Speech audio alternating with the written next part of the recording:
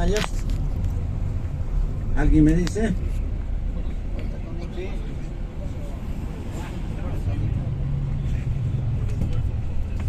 Claro, correcto. Entonces mayormente es por el efecto tectónico, ¿no?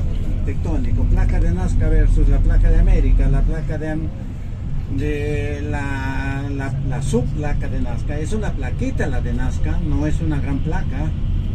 Entonces la placa de América subduce debajo de la placa la de Nazca debajo de América. Ahora, ¿alguien me podría indicar que esa subducción, el ángulo de subducción en diferentes puntos es el mismo? No, exactamente.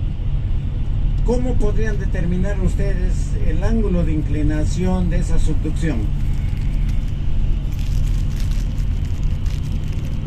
Esa pregunta es clave.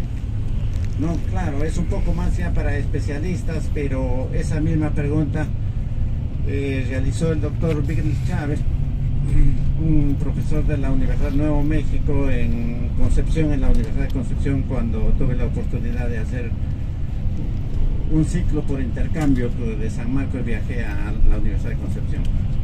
Entonces, esa pregunta, ¿no? Y resulta que los del vecino país te demuestran con 20 hojas, 100 hojas de cálculos matemáticos, ¿no? Y te dicen, bueno, el ángulo de subducción en Santiago, debajo de Santiago, está a 30 grados, por decir. No, entonces la pregunta de cajón era, y a ver qué dice Luis Arauzo a lo peruano, ¿no? Yo iba hacía poco tiempo que había salido de la operación, o sea que en cuestión de matemáticas estaba bastante débil, ¿no? Y atreverme ya a hacer en la pizarra, ¿no? Entonces entré a una cuestión bien práctica. ¿Cómo? Les dije, bueno, voy a hablar desde la subducción en el Perú.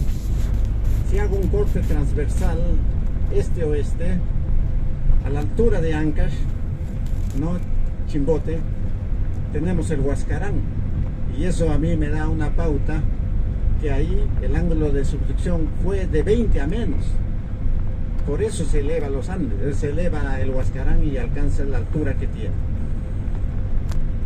Y a la altura más o menos de Ica, una sección transversal, estimo de que, bueno, debe estar por encima de 25 porque...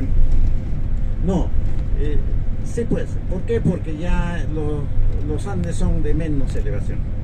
Y si hago una sección a la sección de Moquegua, Tacna y Puno, por ahí más o menos, yo diría que el ángulo tiene dos etapas. Uno se subduce posiblemente a 30 grados y después posiblemente va horizontal y luego nuevamente se hunde.